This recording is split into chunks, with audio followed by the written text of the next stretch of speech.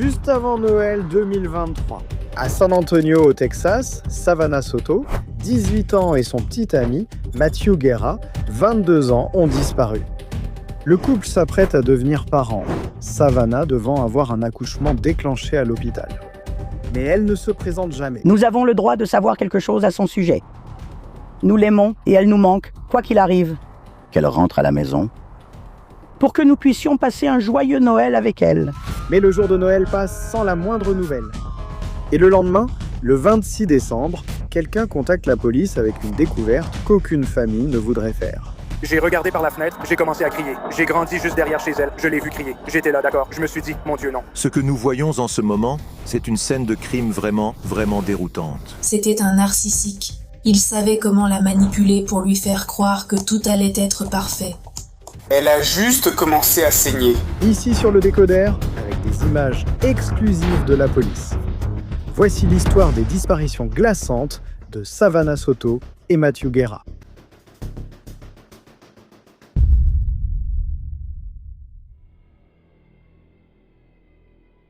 Regardez nos épisodes sans pub sur Spotify avec un abonnement. Lien en description. Le 23 décembre, le service de police local reçoit un appel concernant une personne disparue. Ce sont les membres de la famille de Savannah qui se sont rendus à l'hôpital pour la soutenir lors de son rendez-vous pour un déclenchement de l'accouchement. Mais Savannah n'est pas là. Personne n'a eu de ses nouvelles depuis le 21 décembre. Vers 19h30 ce soir-là, la police arrive chez lui pour effectuer une vérification de sécurité. Il trouve sa porte enfoncée. Police, il y a quelqu'un ici? Entrez, le son est à fond ici. C'est au jury de décider. Vérifie la batterie. Police! Veuillez patienter. Qu'est-ce que tu as là, Greg? Police? Ça ne vient pas de la porte. Il n'y a aucun autre signe de quoi que ce soit. Oui, un déclenchement est prévu, puis on vérifie auprès de l'hôpital. Je pense qu'ils ont déjà vérifié tout ça. Rien ne semble anormal dans l'appartement à part la porte. Et la famille de Savannah a appelé tous les hôpitaux de la région. Aucun d'eux n'a vu de patient portant ce nom. Comme je te l'ai dit, à l'hôpital, si tu n'es pas sur la liste des personnes autorisées, ils ne te diront rien ni ne donneront de recommandations. C'est étrange que le petit ami ne soit pas là, mais tant pis. Le seul indice possible de son père, c'est son petit ami, Matthew Guerra, qui est lui aussi introuvable. Donc elle a dit, il me dit que le petit ami est un dealer de drogue, mais qu'il a déjà été agressé par le passé. Il a déjà eu des ennuis judiciaires, mais il y a un monde entre vendre de la drogue et commettre un meurtre. Le gars est un dealer, mais ils essaient de joindre son père. Ses parents ont appelé, ils appellent le comté. Ils essaient de déclarer une disparition. Maintenant, le père de la fille est là, et elle doit être déclenchée aujourd'hui. Alors ils l'ont emmenée à l'hôpital. Tu vois ce que je veux dire? Je ne sais pas, donc je ne sais pas ce qui se passe. Mais bon, comme je l'ai dit, la porte a été défoncée. On dirait qu'il n'y a rien d'anormal. Tu sais, l'appartement est en ordre. Tu vois ce que je veux dire? Ce n'est pas sans dessus-dessous ni rien. Donc en fait, c'est plutôt bien rangé, tout est en ordre. Il n'y a aucun signe de lutte ou quoi que ce soit à l'intérieur. Tout est propre, sauf la porte. Ouais. Tu vois ce que je veux dire? Il y avait quelqu'un qui est parti ou qui avait l'arme plus tard ou quelque chose comme ça? Non. Et ensuite, on va avoir l'air clean. On a fait une vérification pour voir s'il y avait quelqu'un. On ne va rien fouiller d'autre. Personne ne semble avoir franchi les portes. Non, ouais, il n'y a pas de téléviseur là-bas. Et tout est plutôt sympa, je veux dire... Ils ont même aménagé une chambre pour le bébé. Ouais. Ça a l'air sympa. C'est un peu ça. Il se disputait ou avait un problème. Il a déjà agressé quelqu'un auparavant. Dans le passé. Non, mais je veux dire, là, en ce moment, il ne se passe rien. Je veux dire... Si tu m'avais dit oui... Je sais, je te comprends, c'est ce que je dis. Eh bien, tu sais, ça nous donne quelques indications sur ce qui se passe. Je veux dire, je sais que les gens ont leurs problèmes de temps en temps, mais là, ils étaient contents de bientôt accueillir leur bébé, je suppose, non? Savannah et Matthew sont impatients d'accueillir leur enfant et de fonder une famille. Mais il est clair que quelque chose a mal tourné, quelque chose que personne ne peut encore deviner. Le jour de Noël, la famille de Savannah se rend au commissariat pour donner plus d'informations qui pourraient aider dans l'enquête. Elle et Matthew sont toujours portés disparus. Nous sommes ici à la recherche de Savannah. Comme nous en avons parlé là-bas, nos agents effectuent des vérifications au domicile. D'une part, pour essayer de déterminer où se trouve Savannah au cas où elle reviendrait. Je dois savoir car j'ai été en contact avec plusieurs personnes aujourd'hui. J'ai été en contact avec le père de Matthew, Gabriel Guerra, et il n'a reçu aucune communication de Matt ou Savannah depuis ce jeudi. Son amie est morte depuis vendredi. Le jour où elle a été déclarée disparue, le 23, c'était un samedi. Mais ils ne sont pas seulement ici pour établir une chronologie. Non, les révélations qu'ils ont pour les enquêteurs sont choquantes. Elle était très contrôlante avec elle. Elle ne lui permettait pas d'avoir de réseaux sociaux, rien de tout ça. Je me souviens quand il lui a fait du mal le dernier Noël. En fait, oui, la veille de Noël, il l'a tellement battue. Et où cela s'est-il passé? Dans les appartements près de County Heights. N'est-ce pas? Oui, je veux dire. Et la caméra Ring de l'autre côté du couloir a tout enregistré. Le policier était déjà là à mon arrivée. Lui, il était déjà parti. Je veux dire, il était parti.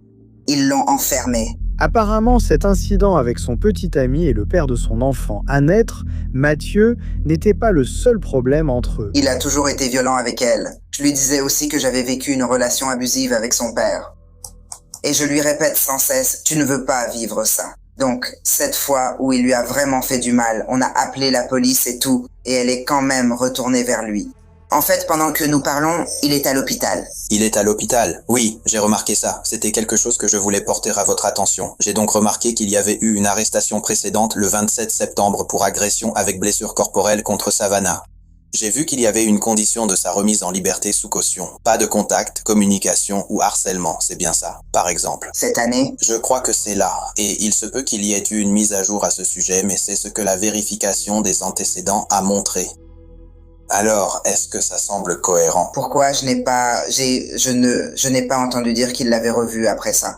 Est-ce qu'elle vous cacherait volontairement cette information? Oui, donc ce n'est pas rare qu'elle soit agressée et qu'elle n'en parle pas. Donc Mathieu et Savannah n'étaient même pas censés être en contact l'un avec l'autre. Et maintenant, ils ont tous les deux disparu. Le détective a également parlé au père de Mathieu.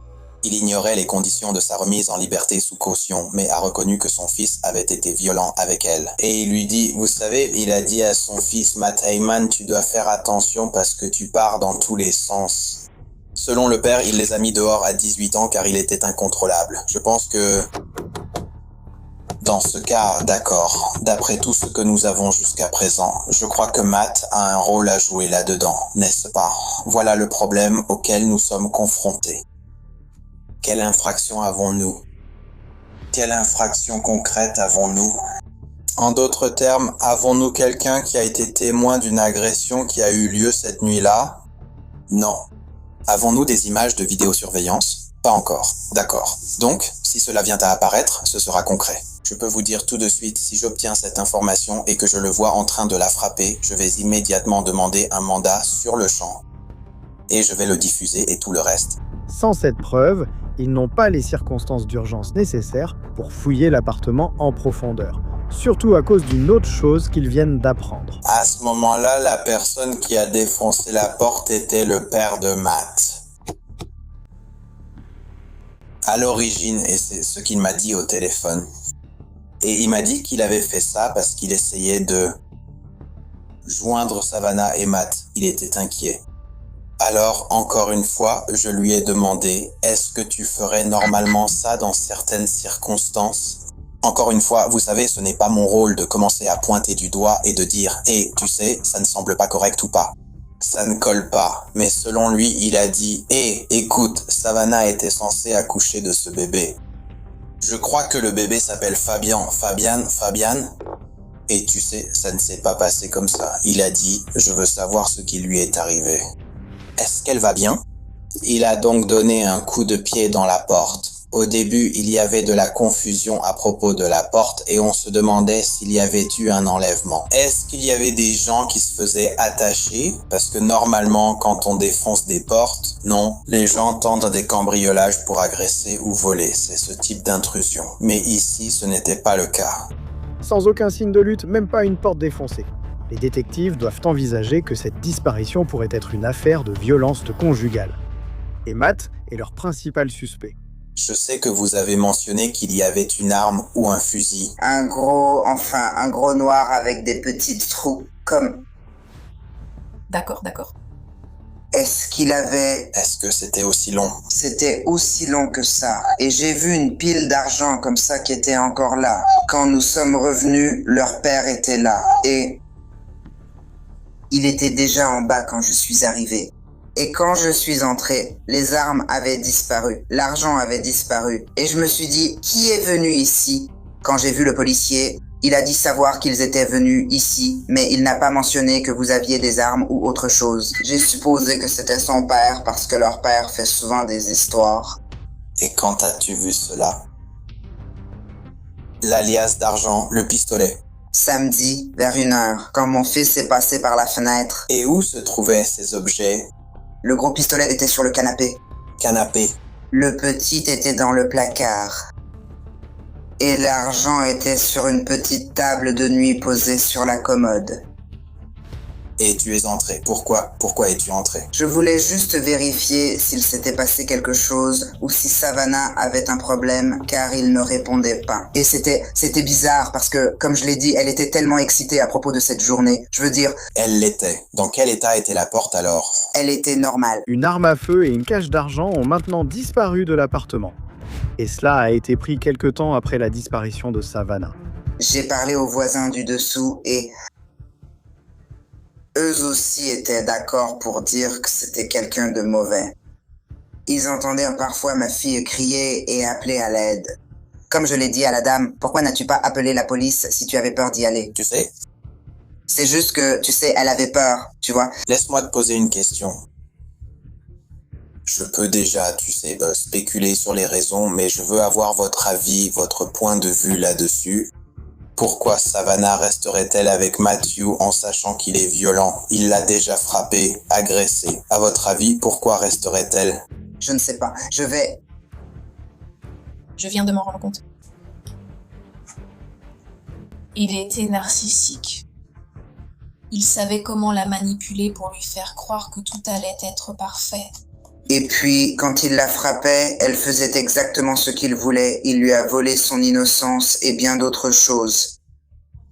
Donc, pas de facteurs externes. En bref, elle n'était pas psychologiquement dépendante d'aucune drogue. Bonjour, je ne sais pas. La seule chose qu'elle a essayé, c'était la marijuana. Et elle n'a même pas aimé ça. Elle n'a jamais pris de drogue. Jamais. Mais avec Mathieu comme supposé dealer, elle était quand même impliquée dans ce monde-là. Savannah t'a-t-elle déjà parlé de quelque chose comme ça? Elle t'a dit « Eh maman, juste pour que tu saches, tu sais. » Je n'ai pas fini. C'est ce qu'il faisait. Savannah l'a-t-elle déjà dit? Elle ne me l'a jamais dit. Elle ne m'a jamais dit qu'elle savait que je savais et a laissé les choses ainsi. En d'autres termes, dire quoi que ce soit qui aurait pu la mettre en danger. Et il en arrive à un point où, tu sais, il doit de l'argent. Non, je ne devrais jamais lui dire quelque chose comme ça. Elle ne me dirait pas ça, sinon je l'aurais sorti de force. C'est ça. Mathieu est un suspect, mais ils doivent aussi envisager que son travail les a peut-être tous les deux mis dans le pétrin. Le genre de problème qui te fait disparaître. Vanna a dit qu'elle allait le quitter après avoir eu le bébé, et j'ai eu l'impression que, comme il ne voulait pas ça, il est devenu possessif avec elle. Et probablement. Combien de fois a-t-elle tenté de le quitter avant ou après? Elle ne l'a jamais fait. Jamais. Je crois qu'elle ne pensait plus qu'à son bébé, plus à elle-même. Son bébé comptait plus que tout pour elle. Donc, parce que ce que je me dis, c'est que, tu vois, encore une fois, je reviens à pourquoi il ne répond pas au téléphone. Pourquoi il ne m'appelle pas. La famille de Savannah quitte le commissariat avec plus de questions que de réponses. Et quand ils obtiendront ces réponses, dès le lendemain, elles s'avéreront plus tragiques et plus troublantes qu'ils n'auraient pu l'imaginer. Oui, je vais garder la famille à l'écart pendant leur travail. Les portes sont ouvertes, désolé. Police de San Antonio. Ça PD. Il devrait s'agir d'une femme de 18 ans enceinte à terme et d'un homme de 22 ans, il y a beaucoup de monde. Un résident local a repéré la voiture de Matthew, une Kia grise, garée devant un immeuble sur Danny Kaye Drive, apparemment abandonné. Ils appellent la famille de Savannah, qui contacte la police. Je ne sais pas comment ils ont eu l'info, mais on reçoit des infos de partout. Donc ils ont eu un tuyau. Ils ont commencé à venir par ici. Moi aussi je suis venu par ici. Quoi? Les policiers ont fouillé la voiture, alors que la famille de Matthew arrivait aussi. Ils ont entendu parler d'une possible avancée dans l'affaire, mais c'est celle que les policiers craignent de faire. En tenant un drap pour préserver l'intimité, ils ont découvert les corps sans vie de Matthew et Savannah. Bonjour, détective Alonso du département de police de Yonkers. Il pourrait s'agir d'un meurtre ou d'un suicide.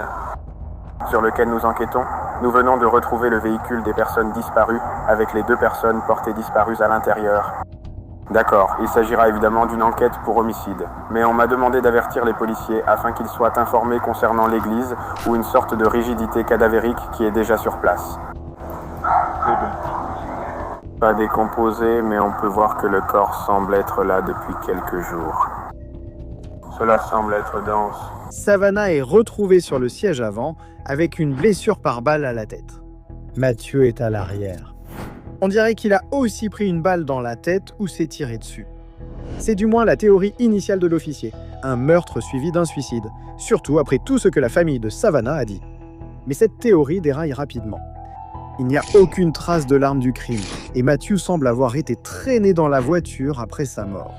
Il est une victime innocente. C'est un double meurtre, et le tueur court toujours. Bonjour, je suis le détective Goodwin, Jeremy Goodwin, du service des homicides de la police de San Antonio. Le détective Goodwin est appelé sur les lieux pour enquêter. Le volant avait apparemment du sang dessus, ainsi que la console centrale. En levant les yeux, vous savez, alors que je suis à genoux en train de regarder vers le pare-soleil, j'ai observé ce qui semblait être un impact de balle près du pare-soleil côté conducteur. Savannah a sans doute été abattue dans la voiture, mais Mathieu ne l'a peut-être pas été. Le pneu arrière gauche, le flanc du pneu avait ce que je croyais être du sang sur le flanc du pneu. Et puis à l'intérieur de la jante, il semblait y avoir du sang apparent à l'intérieur de la jante. Il m'a semblé que quelqu'un ensanglanté avait été placé contre le pneu et que le véhicule avait été conduit après que le sang ait été déposé là. Munis de ces indices, les enquêteurs accèdent alors aux caméras de surveillance locales surplombant le parking. À 23h59, le 21 décembre à 23h59, on voit une fourgonnette Chevrolet entrer.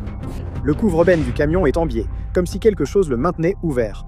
Ensuite, on voit la Kia de Mathieu s'approcher du camion. Donc, alors qu'un véhicule approchait, un autre véhicule est arrivé qui semblait être celui de la victime. Il s'est approché du camion avec ses phares éteints. Le camion finit aussi par éteindre ses phares.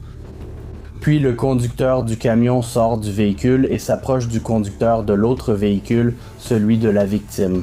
Le conducteur du camion sort, prend une serviette blanche et semble essuyer l'extérieur de la porte de la Kia, là où il l'a touché. Que fait la personne derrière? Il sort du véhicule, et quand j'ai observé cela, il ne semblait pas que ce soit Mathieu, car Mathieu est très grand et mince. Et cette personne ne paraissait pas si grande. Les conducteurs remontent dans le véhicule et conduisent derrière l'immeuble. 3 minutes et demie plus tard, le camion réapparaît. Avez-vous relevé quelque chose au sujet du camion à ce moment? Oui, madame. La benne du camion est à plat. Ce n'est pas décentré, mais comme dit, ça paraît plat. Comme si ce qui était dans la benne du camion, peut-être le corps de Mathieu, avait été laissé sur place. Le détective Goodwin pense qu'au moins l'un des 2 hommes vus sur ces images est le meurtrier. La plaque du camion étant masquée sur les images, il se concentre donc sur la voiture de la victime. On voit la Kia quitter le complexe d'appartements à 22h22 le 21 décembre. Selon les données GPS, elle s'est arrêtée sur Charlie Chan Drive à 23h50 et y est restée pendant 4 minutes. Alors je suis allé sur Google Earth juste pour voir l'intersection, voir ce qu'il y avait dans la zone. Et quand j'ai fait ça, j'ai remarqué qu'il y avait un camion qui ressemblait beaucoup au véhicule observé au 903 Danica, garé dans l'allée de Charlie Chan. J'ai donc décidé de rechercher cette adresse. Que vous ont appris vos recherches? J'ai trouvé les résidents de l'endroit. Le premier que j'ai trouvé était Ramon Preciado. L'historique de recherche internet de Matthew montre qu'il a cherché Charlie Chan Drive ce même jour. Il est donc probable que Matthew conduisait avant leur arrivée. Mais comme le montrent les images de vidéosurveillance, ce n'était pas Matthew au volant quelques minutes après leur départ. J'ai accédé à notre base de données des permis de conduire. J'ai pu voir une photo de Ramon et les informations figurant sur votre permis de conduire indiquent votre taille, votre poids et comportent une photo de vous. Il ressemble beaucoup à l'homme que j'ai vu sortir du camion. Très très similaire.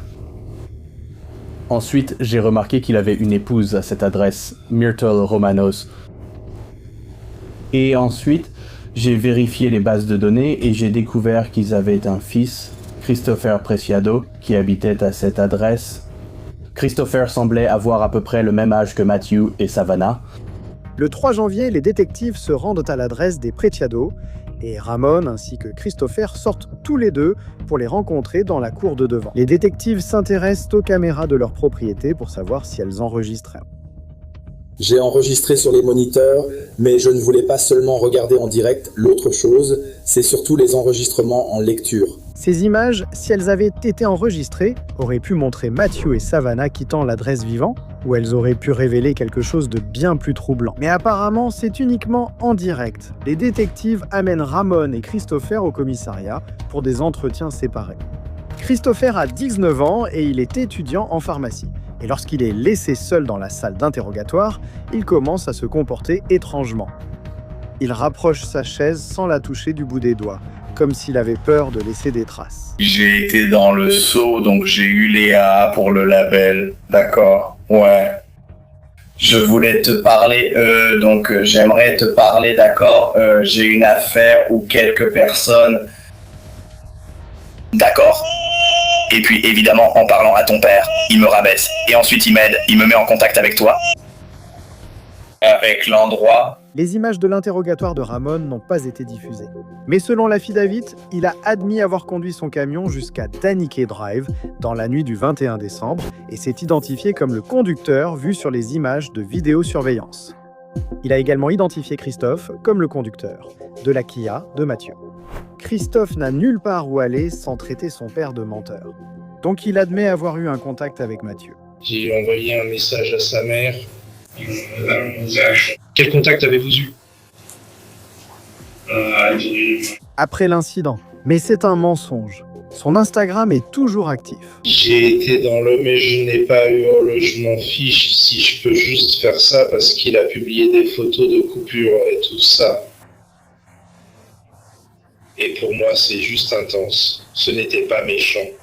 Je ne veux pas l'associer à ça. Ouais. Il notait beaucoup de choses et... Selon Christopher, Matthew a accepté le deal de drogue cette nuit-là. Cela correspond au message Instagram que les détectives ont trouvé sur le téléphone de Matthew. Il a envoyé un message à un compte sous le nom de X17 ce jour-là, en indiquant un prix en espèces. Le compte a répondu avec l'adresse de Christopher sur Charlie Chan Drive.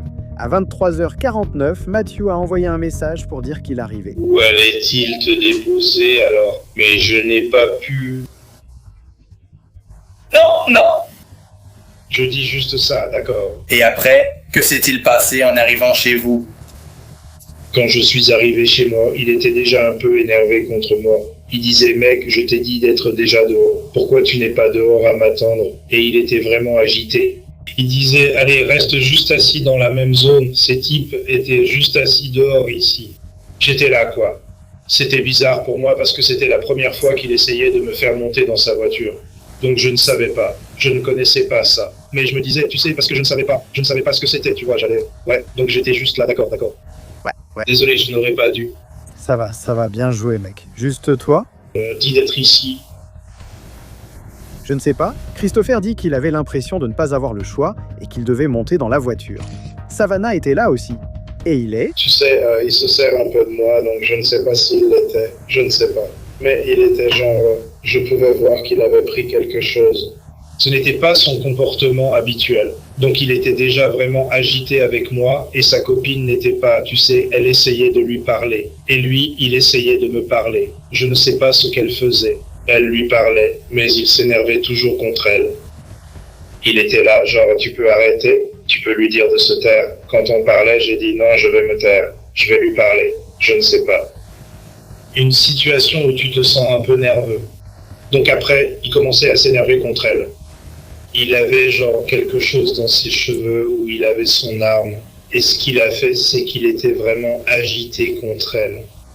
Et il était juste assis là. Et puis tout d'un coup, il dit « Mec, frère, tu sais quoi ?» Il disait « Non, frère, prends juste ça, frère. Tu vois la sortie. » Donc j'étais sur le point de sortir, et je suppose que j'étais comme ça, en train d'essayer d'attraper mon téléphone, parce que je voulais utiliser la lampe torche, car il faisait sombre au milieu de la nuit.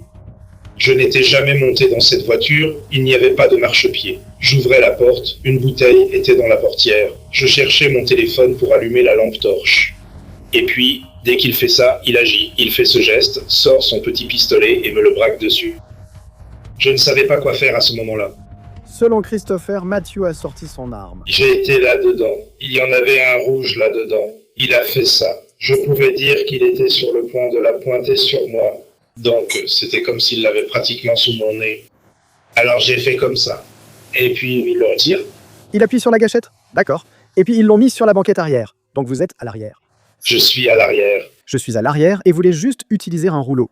Ouais, celui derrière, je dois le pousser pour ne pas l'avoir devant moi, tu vois. Donc je le repousse un peu et je baisse la tête pour éviter qu'il me touche. Mais la balle n'a pas touché Christopher, elle a touché Savannah. Elle a juste commencé à saigner. Ou elle était comme...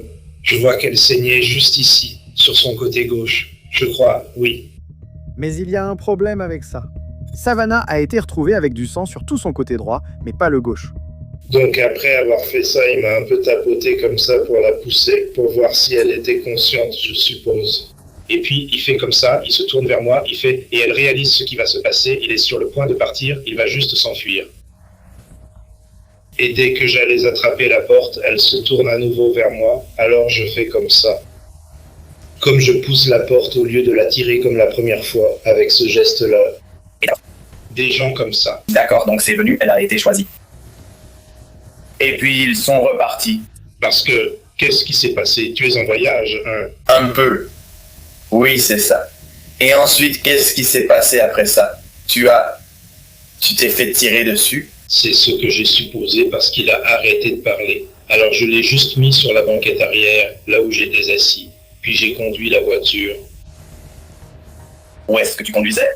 Jusqu'où? Je l'ai mené aux appartements. Nous l'avons laissé là. As-tu croisé quelqu'un là-bas? Non. J'ai appelé mon père. Peux-tu regarder les appartements et venir me chercher, s'il te plaît? Je ne voulais rien lui dire. Je sais comment réagir à ça. Les appartements. J'ai mis le gaz sur la banquette arrière, près de lui. Je ne sais pas. Je ne sais pas comment réagir à ça avec les phoques. Je viens presque de me faire voler, en gros. Certains détails de son histoire, comme le déplacement du corps de Mathieu, ne collent pas. J'étais déjà sur la banquette arrière, alors je l'ai juste tiré à l'intérieur. Donc tu l'as fait devant toi, quand j'ai percuté cette voiture? Tu as percuté l'autre voiture. Non. Je n'ai jamais dit, je suis désolé. Je vais te donner le reste de ça. Et ça, c'est du sang dessus. Vérifie. D'accord. Cela ne devrait pas être là si tu es resté dans la voiture tout le temps. D'accord. Il y a aussi du sang sur les jantes. Ce qui ne devrait pas être là. Est-ce que tout ça date du moment où toi et ton père étiez sur les lieux, un de ces jours-là? Vous l'avez sorti? Non, d'accord. Aucune trace de traînée sur la console de la voiture, ni de sang sur l'appui-tête avant où Mathieu était censé être assis quand il est mort. Cette blessure ici, c'est une blessure de contact. D'accord, il a été poussé. L'arme était contre le côté droit de sa tête quand il a été tiré dessus. Donc si sa tête était inclinée, il était dans cette position. Il regardait de ce côté, l'arme était en bas, Il a fixé sans cesse. Quand tu as dit qu'il te regardait, il t'a désigné. Oui, il m'a clairement pointé. Ensuite... Il m'a dit un truc du genre. Comment tu as su ça? Mais le détective Goodwin peut démontrer que ce n'est pas vrai. Par ici. N'est-ce pas? Donc si je conduis ici et qu'il regarde par ici, s'il tire ici, il devrait le casser, en gros le plier complètement ici, pour obtenir l'angle dont on parle ici. N'est-ce pas?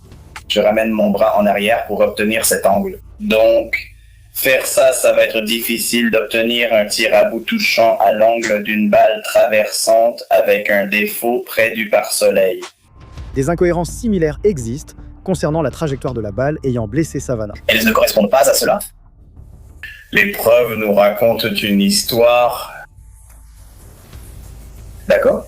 Et ce que tu dis sur le fait de pousser l'arme et des choses comme ça, ça ne tient pas debout. Je ne sais pas si tu devais me le mettre sous le nez. Même en la poussant, l'angle ne va pas. Tu n'as donc pas d'arme et tu ne sais pas où est la sienne. Oui, la personne était totalement sur lui. Oui, il a déjà été dans le mur. Il a déjà été dans le mur, je ne... Si tu prenais mon argent... Je ne sais pas. Tu l'as pris? Tu as repris ton argent? Je pense que c'est non, parce que toute la situation était juste bizarre pour moi. C'était juste, qu'est-ce que tu voulais ajouter? Qu'est-ce que tu voulais ajouter à ça? À ce moment-là, ça faisait environ 5 minutes que vous étiez revenu et garé après que vous vous soyez garé. Qu'est-ce que tu veux dire? Après que tu sois celui qui n'a pas quitté le parc, il y avait des milliers de toi. Vous êtes resté là-bas 5 minutes. Je ne sais pas quoi dire d'autre. Je ne sais pas comment il a pensé qu'il avait été abattu. Une personne? Le détective le laisse là, convaincu qu'il ment. Et il ment sur beaucoup de choses. Les caméras de sa maison enregistrent bien des vidéos. Et lorsque les détectives mettent la main dessus, cela remet tout en question. À 23h50, Christopher est vu en train de sortir pour rejoindre la voiture de Matthew. Il est parti pendant 2 minutes. Puis il revient en courant dans le champ à 23h52, l'air paniqué. 30 secondes après, il revient vite à la voiture. Christopher a assuré ne pas être sorti de la voiture. Il a aussi dit avoir juste appelé son père à l'aide. Mais ses parents sont vus sur les caméras de sécurité en train de se dépêcher de monter dans le camion. Sa mère cherche du regard la voiture de Matthew avant de monter elle aussi dans le camion.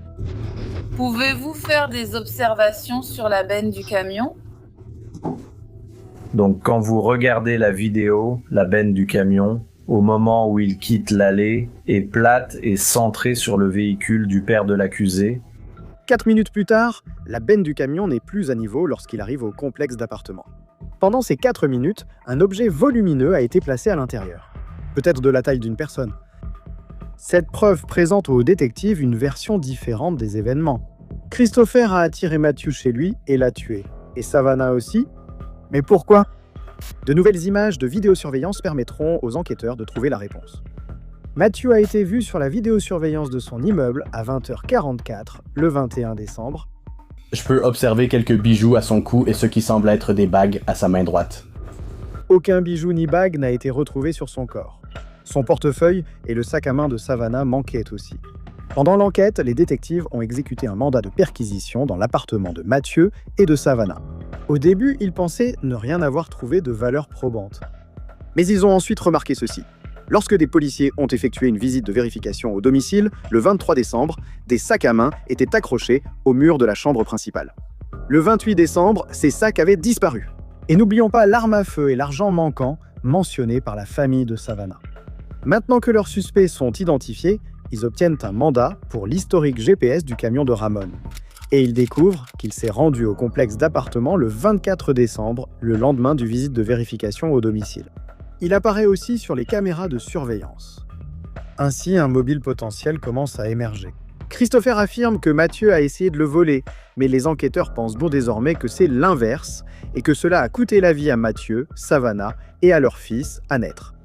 Après leur mort, Christopher a fouillé l'appartement pour trouver des objets de valeur.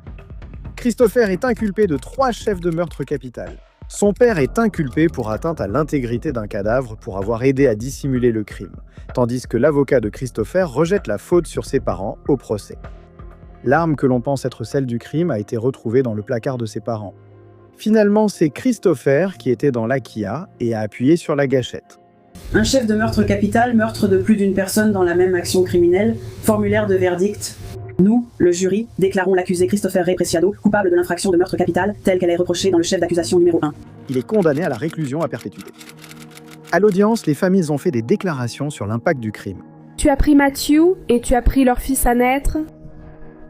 Tu n'as même pas eu la chance de le rencontrer. Vivre, pas un seul jour. Matthew était mon frère. C'est mon meilleur ami. Je veux juste dire que tu es vraiment stupide, et je ne comprends pas comment toi et ton avocat avez fait perdre du temps à tous avec une excuse pathétique de légitime défense. J'espère que partout où tu iras, ils sauront qui tu es, ce que tu as fait, et te traiteront en conséquence. Le procès du père de Christopher était prévu pour commencer le 11 mai 2026, mais il a été annulé et n'a pas été reprogrammé. Toutes les charges contre sa mère ont été abandonnées. Que penses-tu de cette histoire glaçante ? Dites-nous ce que vous en pensez dans les commentaires ci-dessous. Jusqu'à la prochaine fois, prenez soin de vous, restez connectés à notre chaîne et on se retrouve très bientôt sur The Décodeur.